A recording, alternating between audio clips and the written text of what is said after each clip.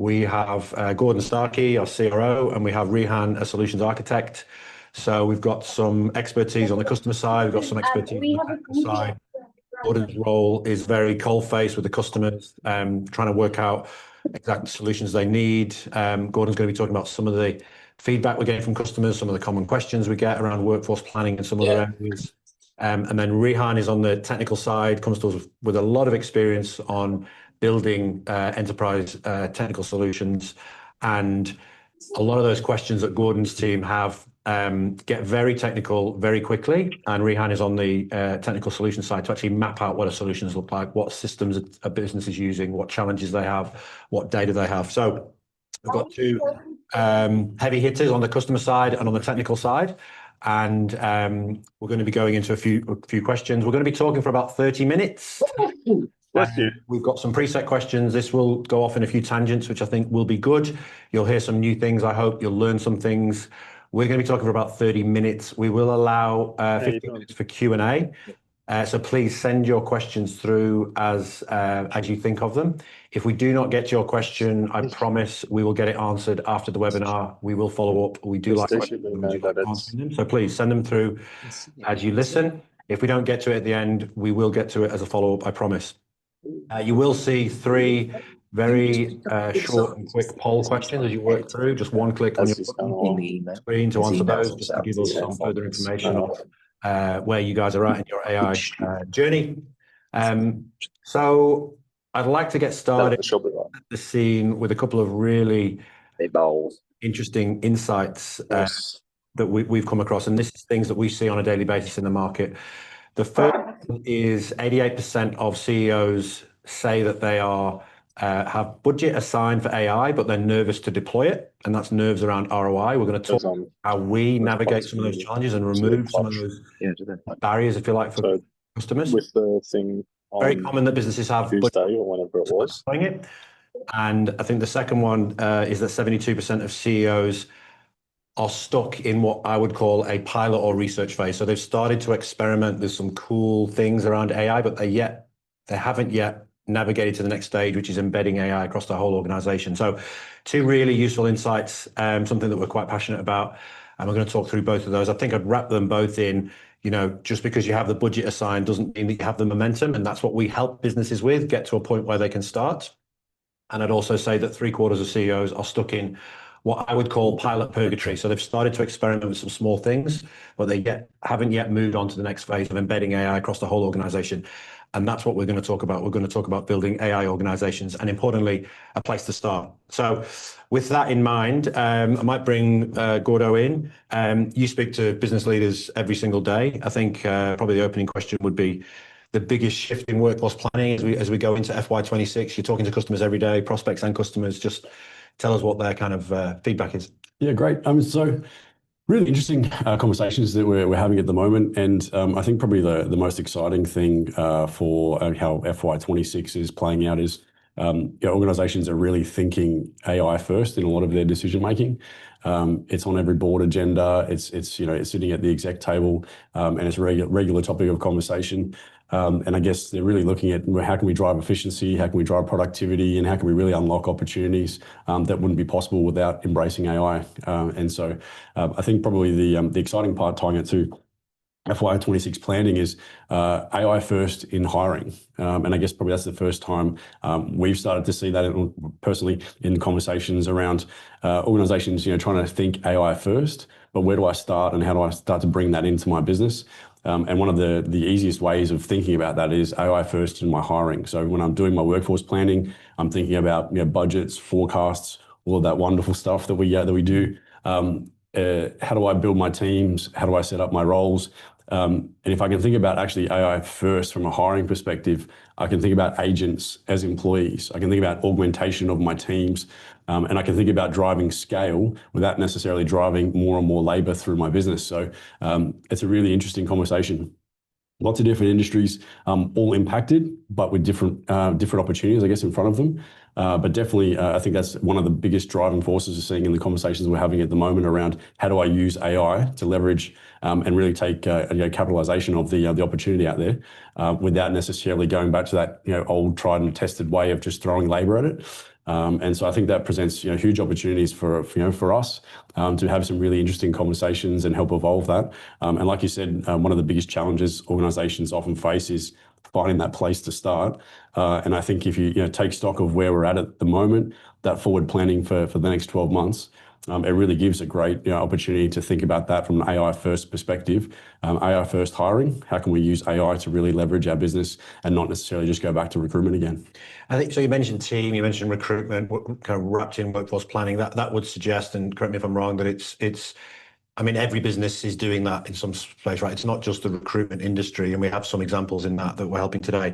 But I think you're saying that it's every business, regardless of what vertical they're in, has some level of workforce planning, has some level of recruitment. So the solution is universal regardless of the vertical, right? You're correct. And so whether it's replacement roles or incremental roles, I think the principle still applies. Rather than going back through that, again, old methodology of just looking to go out to market, there's lots of challenges of finding good people, onboarding people, ramp up times, and the costs associated with all these things.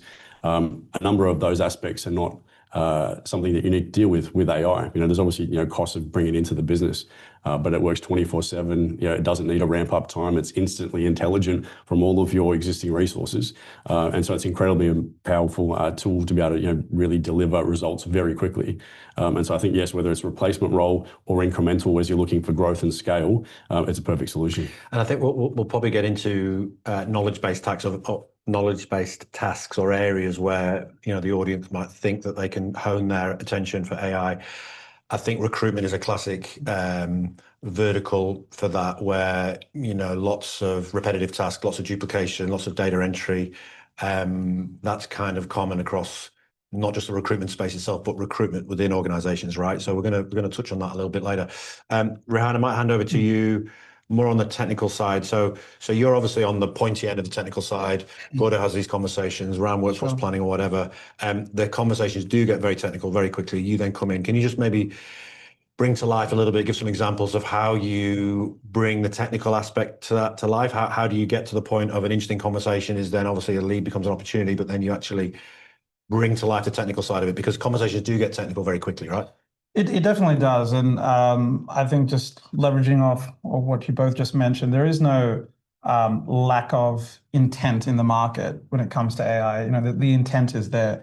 I think there's a lack of clarity for businesses in understanding where to start. And I think the key thing is when we're talking and having these very productive and insightful conversations with customers, we're finding that there are a whole myriad of use cases coming through from the front office, right through to the middle office, right through to the back office, right? And as we start to unearth these different types of use cases, whether it's revenue acceleration, or whether it's around optimizing efficiency in your accounts payable and your payroll and your accounts receivable, we start to really kind of like unwrap what their current technical stack is, what is the state of their data, their internal process and automation. And it starts to really open up conversations about like the art of what is possible, right? And that plays on to the effect that you were talking about, Gordo, around augmenting teams. How can we actually augment your accounts payable team on how to actually deal with influx of invoices in an agentic way? So we're looking at the whole suite of functions across a business. We're looking for repetitive tasks where we can complement that with agentic AI workflows. And then that leads to the conversations around how we actually integrate that into their systems as well. And who are you dealing with on the customer side? You're a solutions architect, lots of experience with technical solutions and scoping things out. Types of roles and people that you're dealing with on the customer side to get to that point is what? It can vary. Like it can definitely vary from obviously the business owners, but then we're talking with specific functions in a business that are centered around their ERP or their marketing automation.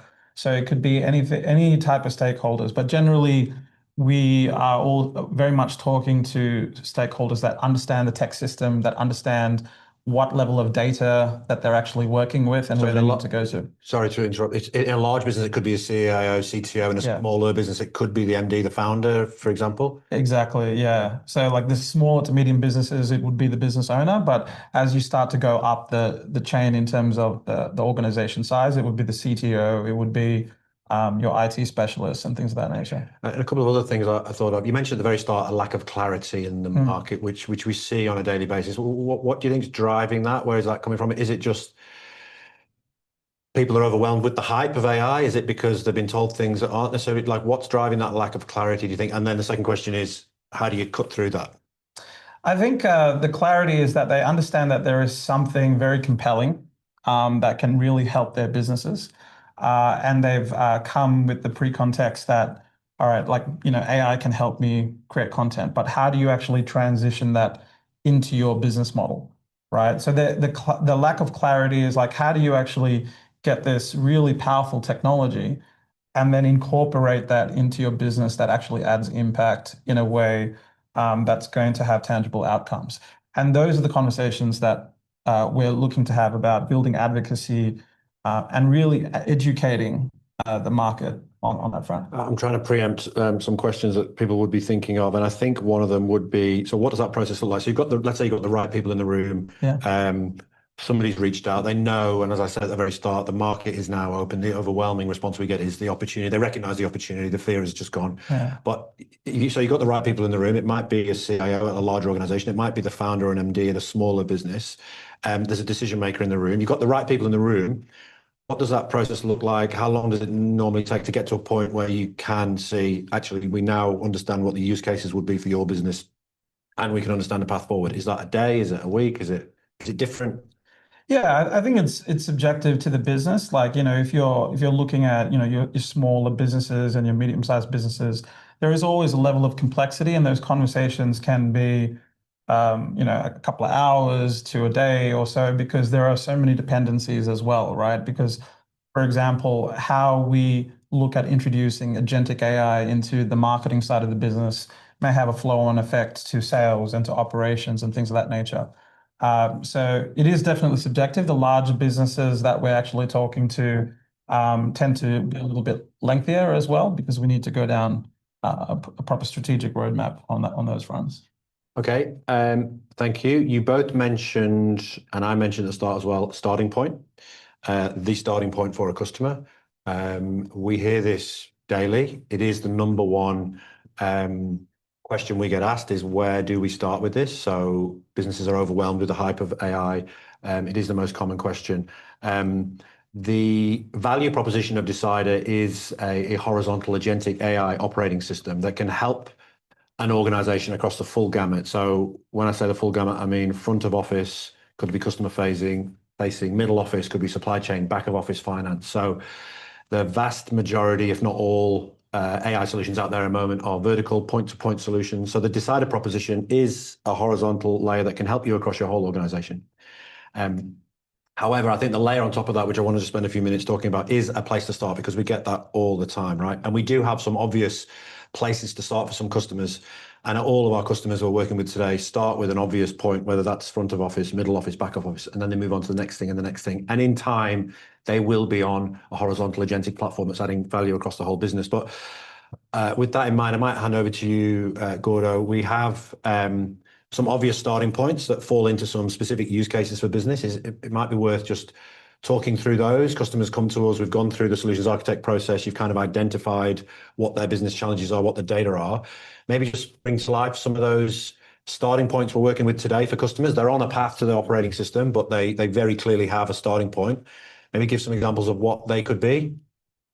So, I mean, what's interesting is you might naturally think a lot of the conversations start with like trying to take cost out of the business, drive efficiency, replace humans with technology. Actually, quite far from the truth.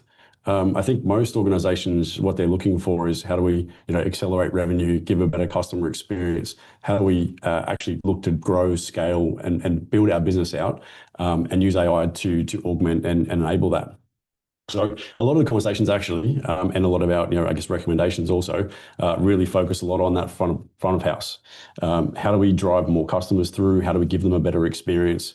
and how do we make sure that it's hyper personalized with everything that we do, because we're fully leveraging all of the the data and intelligence we've been gathering across the business for the years and years of our operation. So like lots of great examples. B2C experiences through selling through a website, having a personalized concierge to really help you to find the right products, have natural upsell, drive greater conversion, greater average order values, and a whole range of like really strong metrics that you can see very quick return on investment by enabling what's already there as a very good website, but with an agent there to really drive outcomes for a customer. See similar type of benefit in a B2B type business. So whether that's driving more leads through, whether that's driving a better qualification process of those leads, but again having something that someone can interact with in a very intelligent way that can gather more information around your products, your services, your company, your people, a whole range of different things, but really give a much better experience rather than just clicking through a flat website. If we think maybe more on a post-sale, customer service and support is a really great one as well. Again, often a very large, complex team as you start to build out, a big customer cohort to support those post-sales customers. Whereas here, what we're able to do is again give a on-demand 24/7 access to basically your best support person, fully intelligent, covering all your products, your services, really giving very intelligent and highly reasoned responses in a way that's fully accessible by that customer when they need it. And so it's not just a better, I guess, more efficient process, it's actually a better customer outcome as well. You mentioned metrics in there, ROI in there. It's different for every business. Like how do you get to that point? Is it just consulting with the business at the start? They obviously have some areas of the business they like to move the needle on themselves. Like how do you get to that point? I can imagine it's different for different customers. Like for e-commerce, it might just be clearly about conversion, but for some it might be customer service. Is to get to that point of what the most important metrics are on the measurement, is that a coordinated effort with the business decider and the customer, or very much the customers come to us and say, no, my number one use case is this, my number one challenge is this, and these are the metrics, or is it a bit more collaborative? I mean, it's highly collaborative, and I guess one of the real benefits of this type of technology is it's digital and everything's measurable. Everything can be metric driven. We don't do anything here at Decider unless there's a key business objective that we're looking to drive. It's goal driven, like I mentioned at the beginning. And so that's where we start with every organization. Why are we here? What can we do for you? What are the goals that we're looking to achieve with our technology? And then everything flows through from there. So everything's very metric driven. What gets measured gets managed, but it gives full visibility around all of these things as it flows through. And that's something that also we're constantly monitoring so that we can continue to improve those metrics. I mean, when we implement something, it's literally the dumbest it'll ever be, and it gets smarter and smarter and more intelligent as it continues to interact with more customers, more data, and just a greater scale. So very, very powerful. And is that, you mentioned about ongoing value compounding, you say the value comes immediately and it just gets bigger and bigger, or is there like a lead time before there's a value for the business, or is it immediate? I think with most of these initiatives that we're putting in place, the value is realizable like instantly. There's obviously some work to do to get from ideation to execution. But as we work through that process, it's all very staged and managed, such that when we push the button, we can start to ramp that up instantly. And there's always, I guess, a natural conservatism to rolling out new technology, and so we're supportive of that. But it's very well structured in a way that takes all risk out of it, and makes sure it really focuses on what it's there to do, which is drive those business objectives. Okay. In a couple of minutes, we're going to show the audience a specific example of an intelligent sales agent doing something on doing some really interesting things on a website. But I might just hand over to you for a second, Rehan, about Gordon mentioned a few examples of what starting points are for some obvious customers. I just want to drill into the sales assistant a little bit more. Sales assistant, we call it, but it clearly does a lot of things and can help businesses in a lot of areas, whether that's sales, whether that's search, whether that's conversion. But maybe just drill on that specific example, because we're going to show an example in a second. Types of customers using it, like verticals, what are they specifically using it for? You do demos with these customers all the time, right? We do these demos and proof of concepts at speed and at scale. But maybe just drill on that, the sales assistant, as a starting point for some customers. Like, what are they using it for? What value are they getting it for? What features does it have? Yeah, I think the really key thing is that, like, customers want to be like, the customers that we're talking to, they want to have a competitive edge, and they want to provide the utmost hyper-personalized experience to their customers in their customer journey.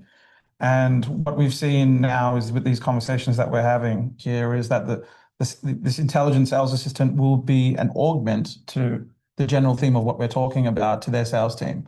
So as I'm interacting with one of the businesses that's using the Decider sales assistant, I'm getting a complete tailored experience according to my buying intent, right?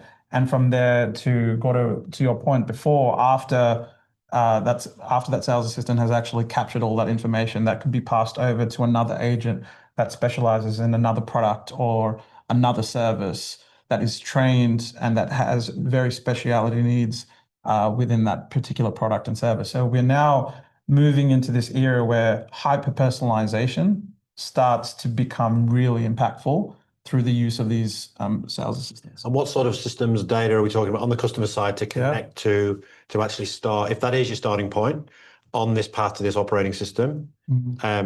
What sort of systems would a business need to connect and integrate to the Decider platform to actually make that happen? Yeah, and that's a pretty good question, because I think to make this really impactful, we need to be able to tie that into your CRMs, to your marketing automation tools for previous EDMs that have been sent out to that potential customer, if I'm a returning customer to that business.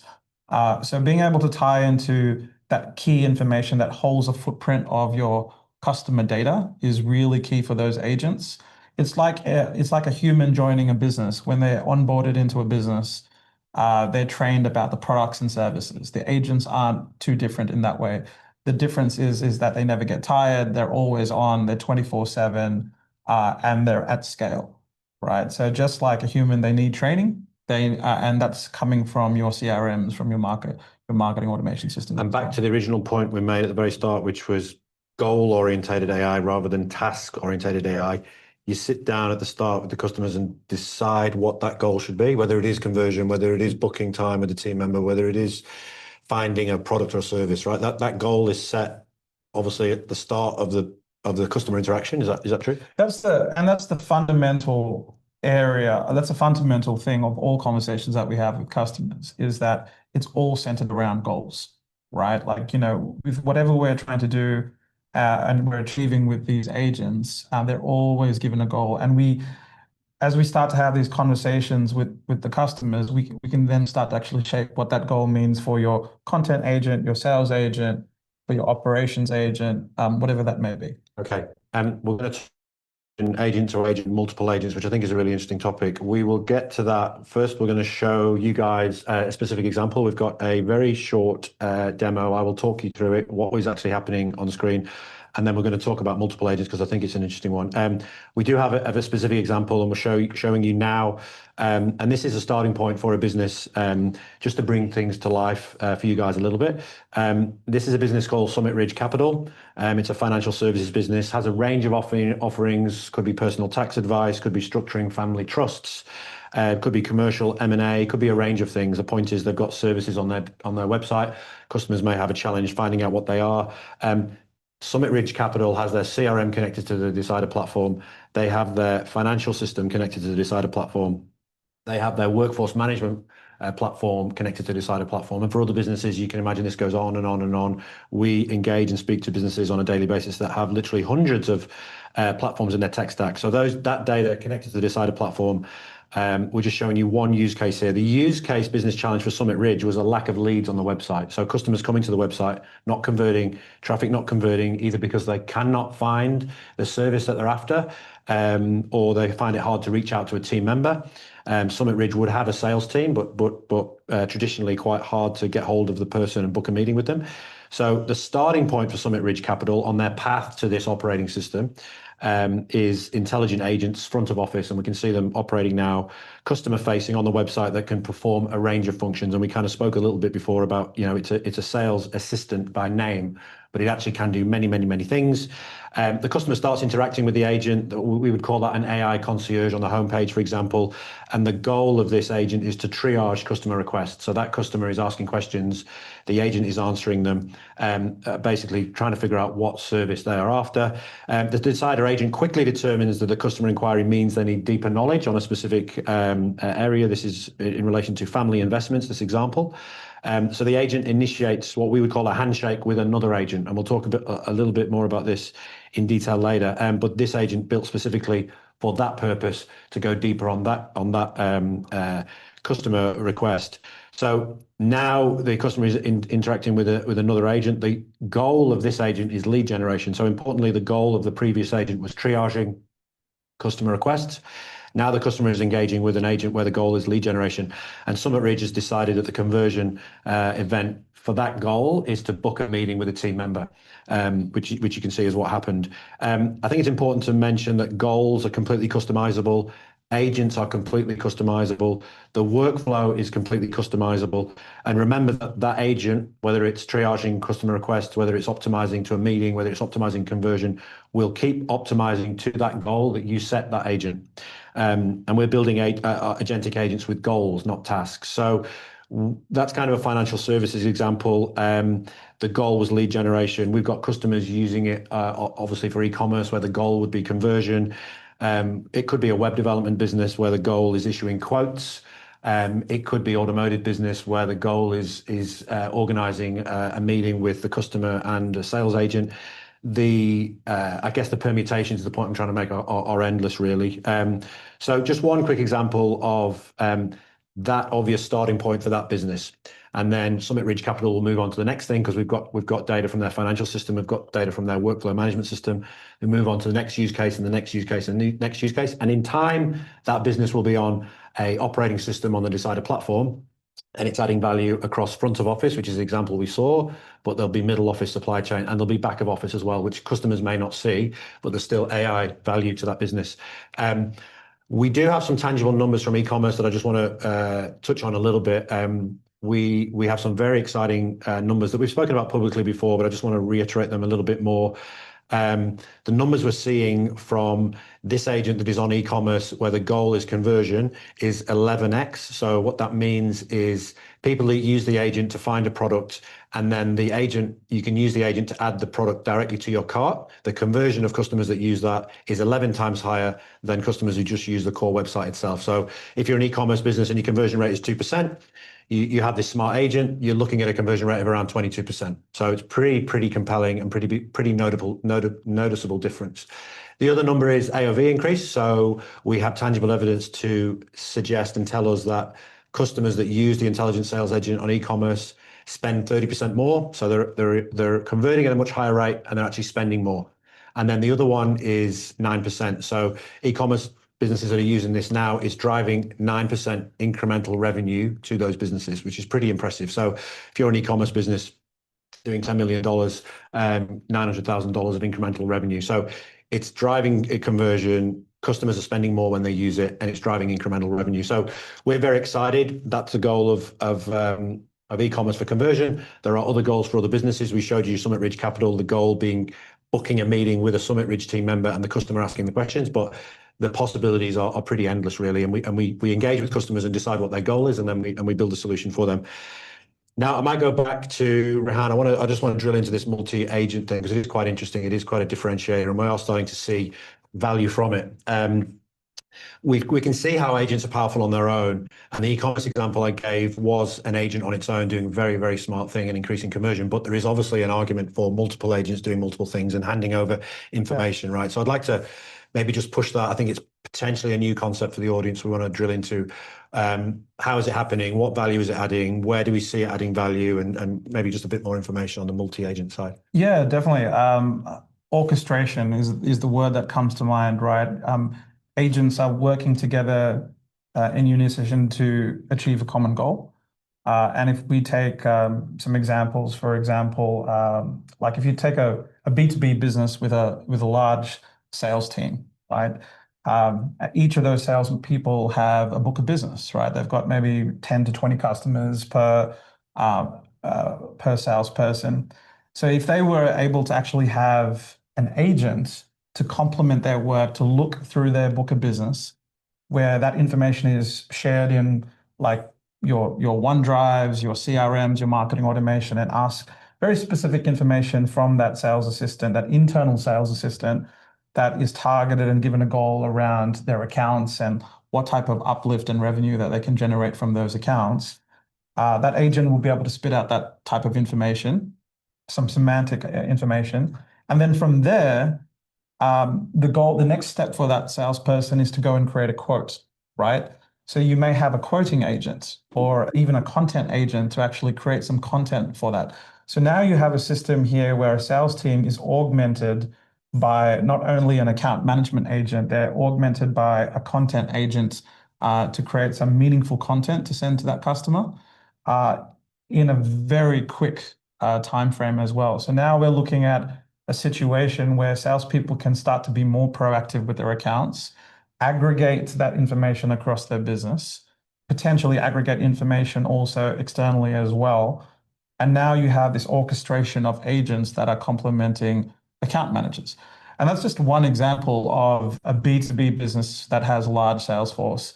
And we're seeing different types of use cases where we have multi-agents around the customer journey. We're going back to that scenario where a lead funnels through the business, and we actually have very curated content that goes out to those customers. So many different types of use cases.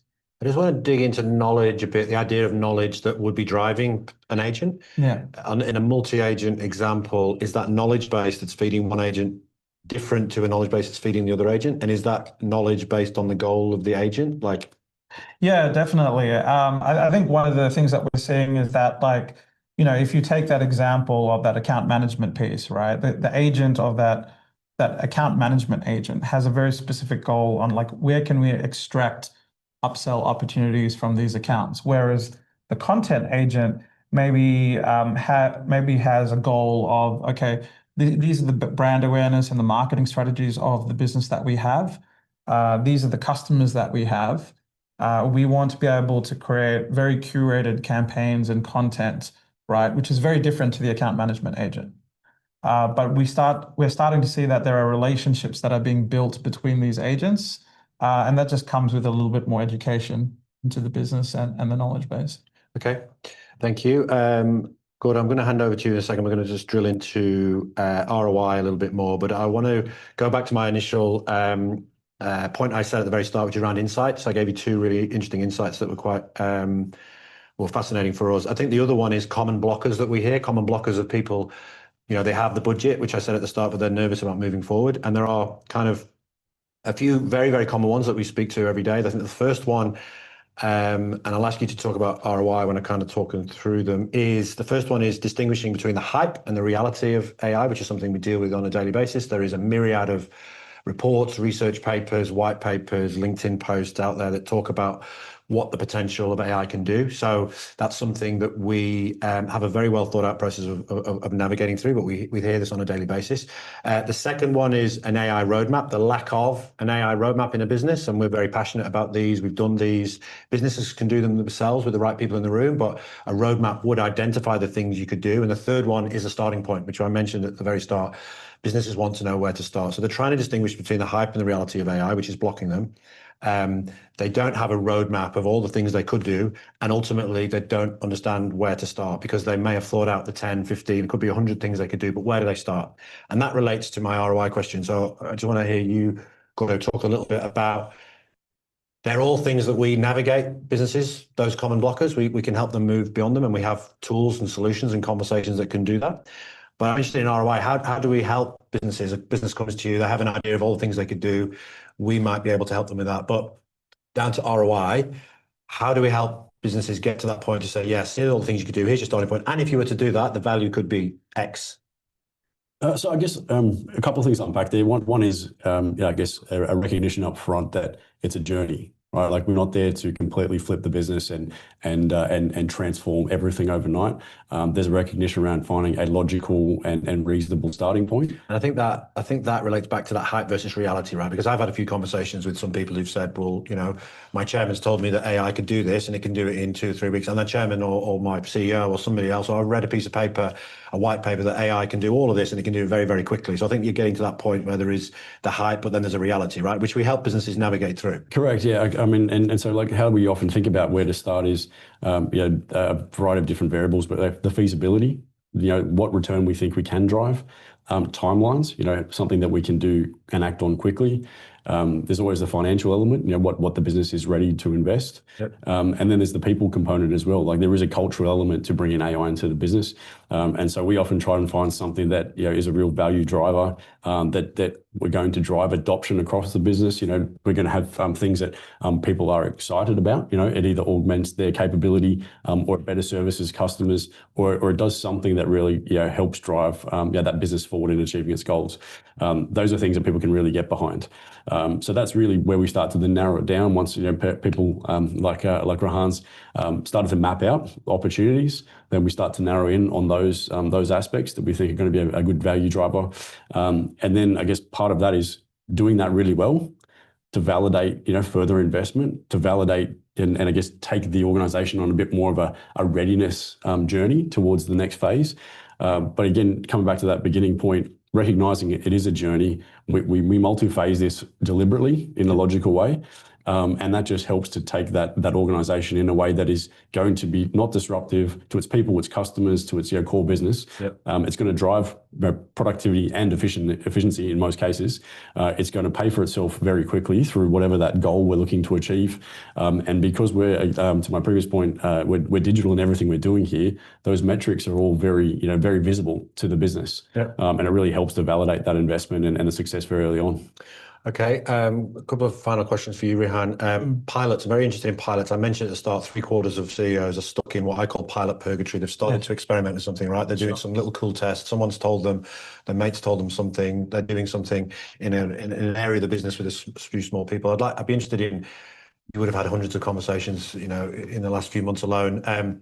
What are those pilots? What are they kind of experimenting to? They're kind of stuck in that pilot and can't figure out how to move beyond embedding AI across the whole organization. But when we say pilot or research, what types of things are businesses starting to experiment with?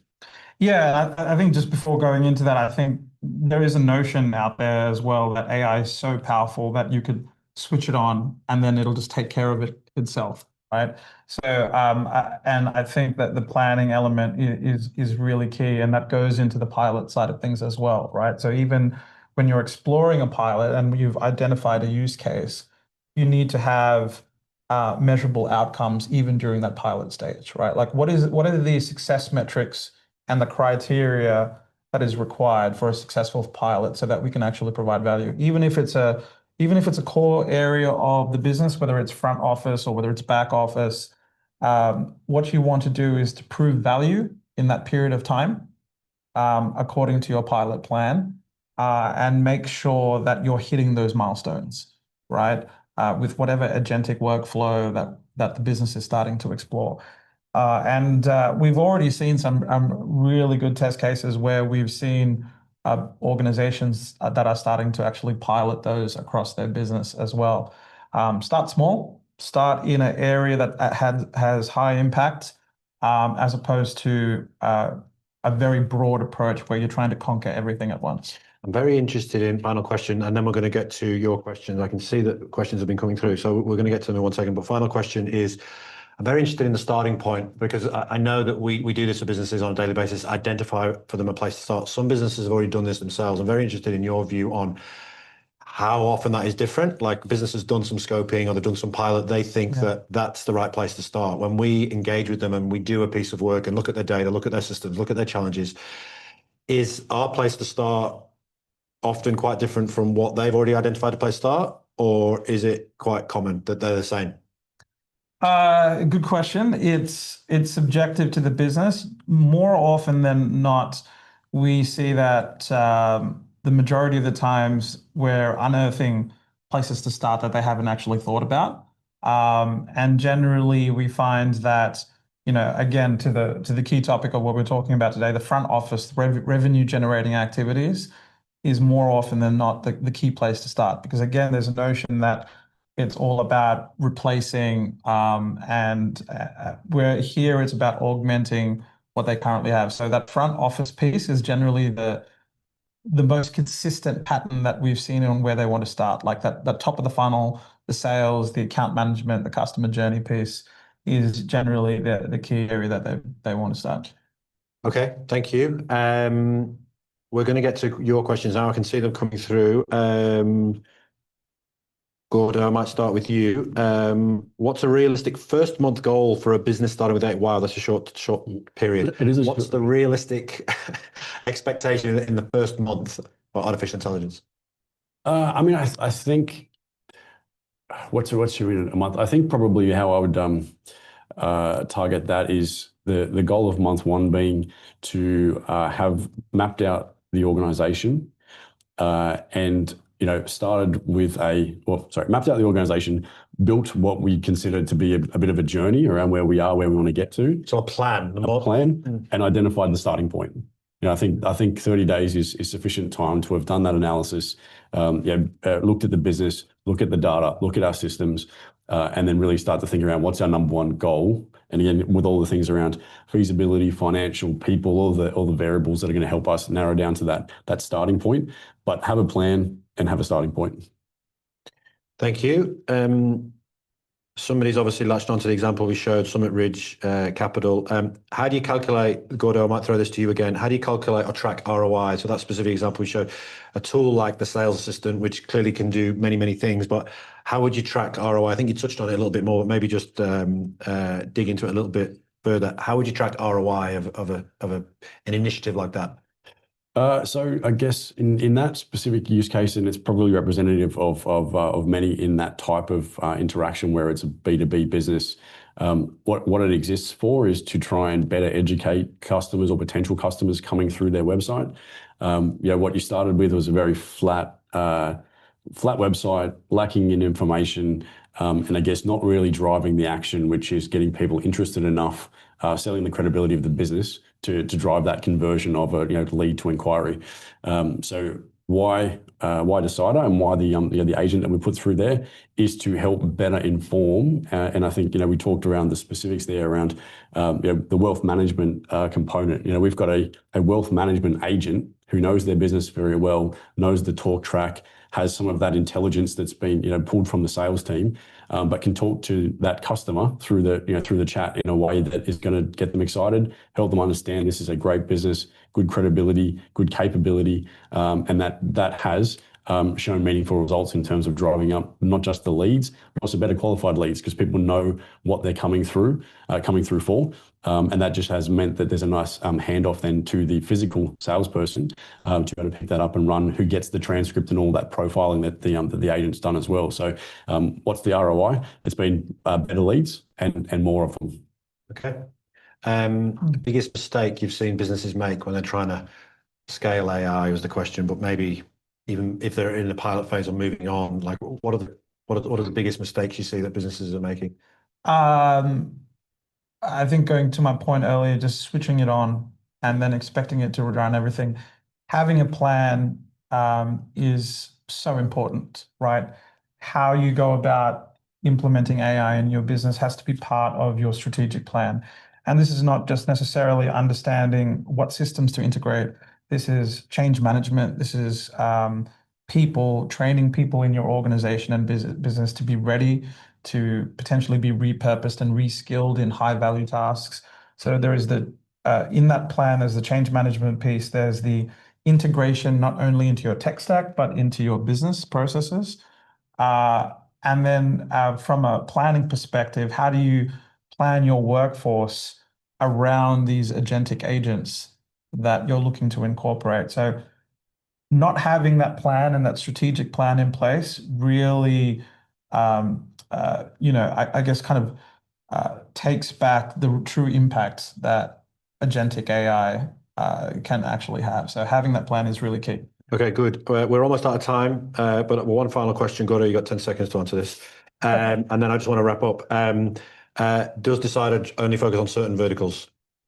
No, not at all. I would say in the last month, I've had conversations with literally representing small to large to enterprise, and every industry vertical coverage. I mean, that's the fascinating part about the technology.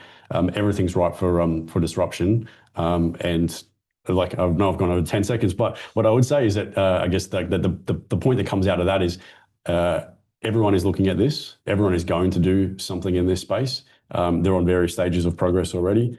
And I guess the key takeaway there is that why not now? I think it's a great time when you're planning the financial year to have this embedded in as part of that strategy, part of the execution, part of the workforce planning, part of everything we're doing on a day-to-day basis should start to feed through this. And if we don't, our competitors will. And I think there's going to be a big difference in terms of the outcome in 6 to 12 months' time for those that really get that adoption right early. Okay, thank you.